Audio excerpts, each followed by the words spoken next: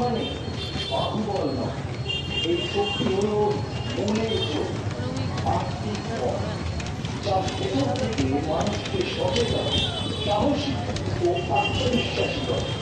এই শক্তিরই আয়ত্তীকরণ করতে হবে আমাদের, আত্মমুক্ত করতে হবে এই মোহ আকর্ষণ থেকে, নয়তো আমরা প্রযুক্তির দাস হয়ে পড়ব।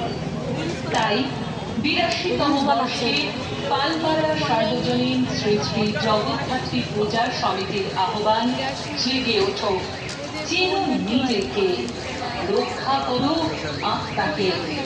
মা জগদ্ধাত্রী আজ তোমার আমার ভিতরে, চেনো সেই আত্মশক্তিকে, ইচ্ছা শক্তি দিয়ে মোহ ত্যাগ করে রক্ষা করো সমাজকে।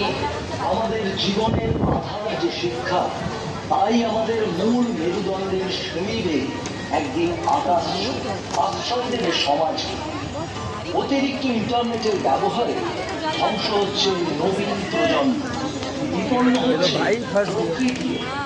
তাই আসুন জগৎমাতার আত্মশক্তিতে বলিয়ান হয়ে আমরা প্রত্যয়ী